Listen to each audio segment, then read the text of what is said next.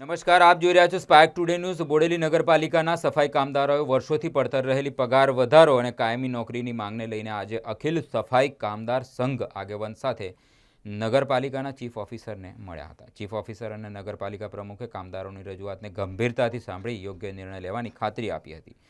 આગામી 15 દિવસમાં આ માંગણીઓના હકારાત્મક ઉકેલ નહીં આવે તો ઉગ્ર આંદોલન કરવાની ચીમકી પણ ઉચ્ચારી છે। બોડેલી નગરપાલિકામાં ફરજ બજાવતા સફાઈ કામદારો વર્ષોથી પડતર રહેલી પોતાની વિવિધ માંગણીઓના કારણે માંગણીઓના નિરાકરણ માટે ફરી રજૂઆત કરી હતી। મુખ્યત્વે પગારમાં વધારો, કાયમી નોકરીનો લાભ આપવા માટે તેઓએ માંગ કરી છે। આ મુદ્દે અખિલ સફાઈ કામદાર સંઘના પ્રમુખ નેતૃત્વમાં પ્રતિનિધિમંડળ નગરપાલિકાના ચીફ ઓફિસર સાથે બેઠક યોજી હતી। બેઠક દરમિયાન કામદારોની સમસ્યાઓ અને વર્ષોથી અટવાઈ રહેલા પ્રશ્નોની વિગતવાર રજૂઆત કરવામાં આવી હતી। નગરપાલિકાના ચીફ ઓફિસરે કામદારોની રજૂઆત ધ્યાનપૂર્વક સાંભળી યોગ્ય નિર્ણય લેવા માટે હકારાત્મક ખાતરી આપી છે।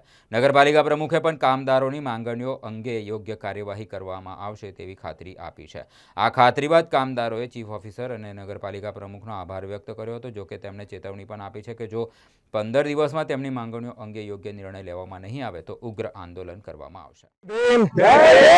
જય સંવિધાન, જય વાલ્મીકી। મારું નામ વિમલ સોલંકી છે।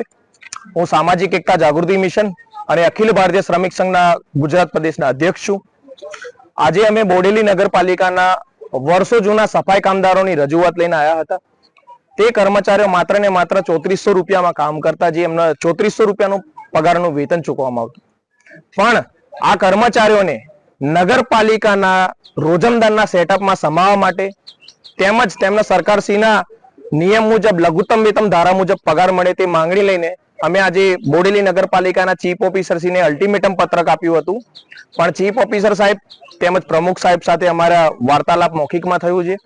તેમને સ્વીકાર્યું છે કે આ 15 દિવસની અંદર તમારા સફાઈ કામદારોને રોજમદારના સેટઅપમાં સમાવવામાં પણ આવશે અને 47 સફાઈ કામદારોને કાયમી પણ કરવામાં આવશે। તેમજ દરેક સફાઈ કામદારો સાથે જે અન્યાય થઈ રહ્યો હતો તે અન્યાયને હવે ખતમ કરી 15 દિવસની અંદર અમને પોઝિટિવ લેખિતમાં બાંહેધરી આપવાને તેમને અમને જણાવ્યું છે। એટલે જેથી પ્રમુખશ્રી અને ચીફ ઓફિસરશ્રીએ જે અમને જણાવ્યું તે બદલ અમે તેમનો પણ આભાર માનીએ છીએ। પણ 15 દિવસની અંદર લેખિત બાંહેધરી અમને પોઝિટિવલી નહીં મળે તો આ 15 દિવસ બાદ અમારા ઉગ્ર આંદોલન તેમજ કાનૂની લડત આપવા માટે અમે અમારી તૈયારી લઈને આવ્યા છીએ। જય ભીમ, જય વાલ્મીકી। મારું નામ વિમલ સોલંકી છે।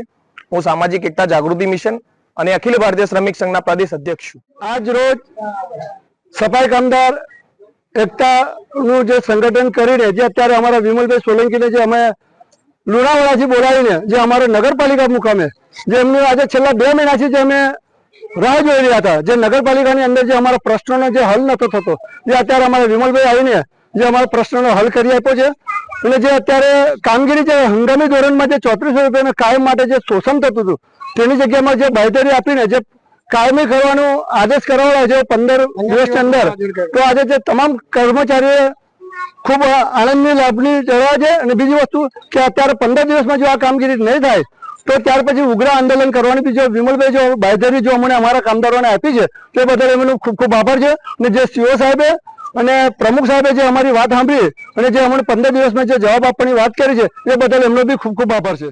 અખિલ ભારતીય શ્રમિક સંઘ દ્વારા બોડેલી નગરપાલિકા ખાતે તેઓના અધ્યક્ષ વિમલભાઈ સોલંકી દ્વારા જુદા જુદા મુદ્દાઓ રજૂઆત કરવામાં આવી છે। નગરપાલિકા દ્વારા સફાઈ કામદારોની જેટલી પણ માંગણીઓ છે તે બાબતે આવનારી કારોબારી અથવા સામાન્ય સભામાં મૂકવામાં આવશે। તેમજ તેમના જેટલા પણ પ્રશ્નો છે, માની લો કે કાયમી થવાના પ્રશ્નો છે, એમના નિયમિત લઘુત્તમ વેતન પ્રમાણે સેલરીના પ્રશ્નો છે, બધા જ પ્રશ્નો બાબતે હકારાત્મક નિર્ણય લેવામાં આવશે અને એમને પૂરેપૂરો સહકાર કરવામાં આવશે।